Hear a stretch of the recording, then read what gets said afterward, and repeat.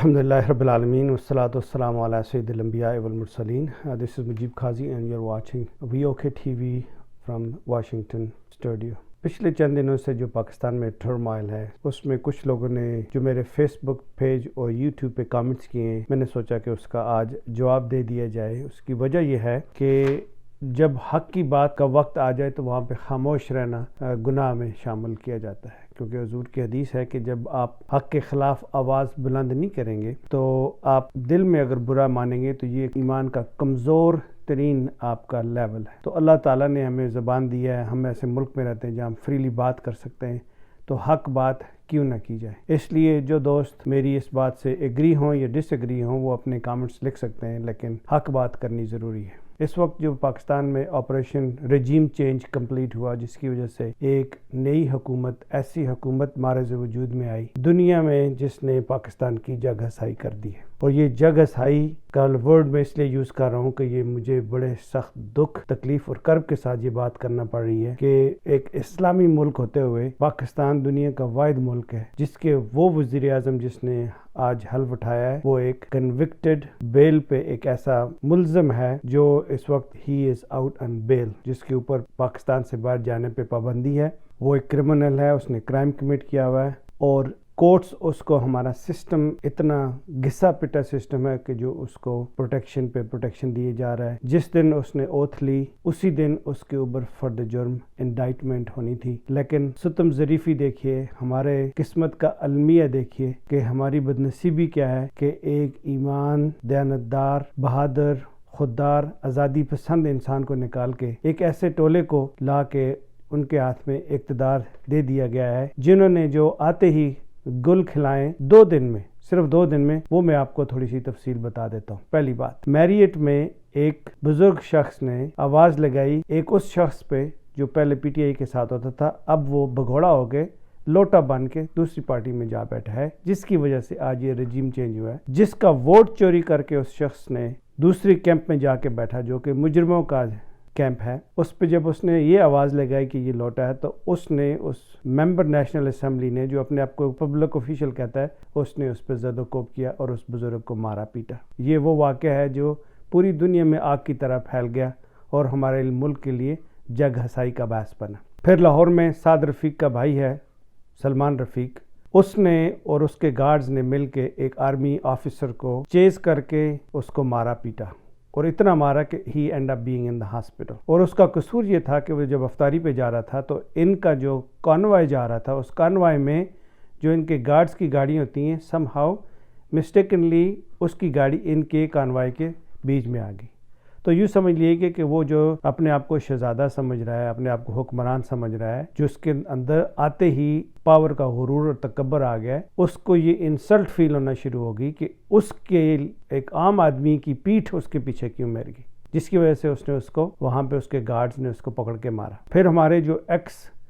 Governor ہیں، جو سندھ کے گورنر تھے، جو بڑے سینئر رہنما ہیں مسلم لیگ نواز کے، ان کی آج سٹیٹمنٹ کاشف عباسی کے شو میں دیکھے تو میں حیران ہی رہ گیا۔ کوئی اچنبے کی بات نہیں ہے، یہ لوگ اس طرح کی بات کر سکتے ہیں، لیکن جو کل تک یہ نعرہ لگائے ہوئے تھے کہ یہ ایک سلیکٹڈ حکومت ہے، ایک ریگڈ الیکشن کی رزلٹ میں یہ حکومت بنی ہے، جب کاشف عباسی نے اس نے سوال کیا کہ یہ جو 20 بگھوڑے پی ٹی آئی سے جو الیکٹیبل جو ان کے ساتھ شامل ہوئے تھے واپس آپ کی پارٹی میں آئے تو کیا ان کے الیکشن بھی ریگڈ تھے؟ کہتا ہے ان 20 کے علاوہ باقی ساری ریگڈ تھے۔ اور پھر انہی کا ایک رہنما جو بارش انسان ہے، وہ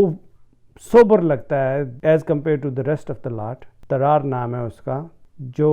ایکس پریزیڈنٹ تھے جو مسلم لیگ نواز کے، ان کا بیٹا ہے، ینگ ہے، اس نے اوپنلی چیلنج کیا ہے کہ کوئی بھی بندہ، کوئی بھی شخص، کوئی بھی سٹیزن، کوئی بھی پاکستانی اگر اپنے ضمیر کی آواز کو ریفلیکٹ کرے گا اور کوئی آواز کسے گا تو اس کو مارا پیٹا جائے گا۔ مطلب یہ ہوا کہ عام آدمی سے بھی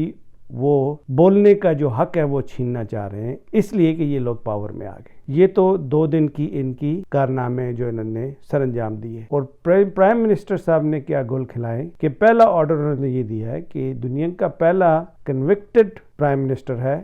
جس نے ایک ابسکانڈر کو ڈپلومیٹک پاسپورٹ ایشو کروا دیا ہے. کبھی آج تک آپ نے سنا ہے کہ ایک شخص جو کنوکٹڈ ہو, ابسکانڈر ہو اور ہی is out on the loss, اور اس کو فیسیلیٹیٹ کرنے کے لیے آپ نے پاسپورٹ بنا کے دے دیا, اور وہ بھی ڈپلومیٹک پاسپورٹ. اب آتے ہیں تھوڑا سا کہ یہ رجیم چینج میں کن لوگوں نے اپنا رول پلے کیا, اور جو کل پشاور کا جلسہ ہوا اور اس جلسے میں جو پی ٹی آئی نے اور عمران خان نے ایک آزادی کی جنگ کا آغاز کر دیا ہے, اس کے ریپرکشنز کیا ہوں گے اور یہ ہوا کیوں. ہم سب جانتے ہیں کہ جس دن عمران خان کو نکالا گیا اس دن رات کو اسلام آباد کی ہائی کورٹ اور پاکستان کی سپریم کورٹ رات کو ٹھیک 12 بجے کھلنا شروع ہو گئی. وہ کھلنا اس لیے شروع ہو گئی کہ ایسا کوئی کرائم جو کمٹ ہی نہیں ہوا اس کی پریپریشن کے لیے وہ پہلے سے کھل گئی. لیکن یہ وہ عدالتیں ہیں جنہوں نے پاکستانی عوام یہ سمجھ دیا ہے کہ جوڈیشل کو کیا ہے, الیکٹڈ گورنمنٹ کو ٹاپل کیا ہے, اور ایک فارن ایجنڈے پہ عمل کرتے ہوئے چند ٹکوں کی خاطر, چند پیسوں کی خاطر پاکستان کی الیکٹڈ گورنمنٹ کو ٹاپل کر کے ایسے رجیم کو حکومت سپرد کر دی ہے جو کرمنلز کا, جو کرپٹ لوگوں کا ایک ایسا ٹولہ ہے, جس میں 2 مثالیں میں آپ کو دوں گا. ایک ایسا شخص جس نے ایک پولیس آفیسر کو سندھ میں مار دیا اور اس کے اوپر قتل کا مقدمہ تھا اور وہ بھاگ گیا. اس کی بیوی جسٹس کے لیے در در پھرتی رہی ان کورٹس میں, لیکن کسی جج نے ان کو جسٹس نہیں دیا. بالآخر تنگ آ کے ان لوگوں کی پیپلز پارٹی کی دھمکیوں سے اس نے کہا کہ میں اس کو پرسو نہیں کرتی. نیکسٹ ڈے وہ بندہ آتا ہے پاکستان میں اور سندھ کے منسٹرز اس کو ریسیو کرنے جاتے ہیں. جس بندے نے قتل کیا ہوا, کنوکٹڈ قاتل, بھاگا ہوا تھا, ابسکانڈر تھا, وہ واپس آیا اور اس کو اسمبلی میں لایا گیا, اور اس اسمبلی میں لا کے اس نے ووٹ کر کے ایک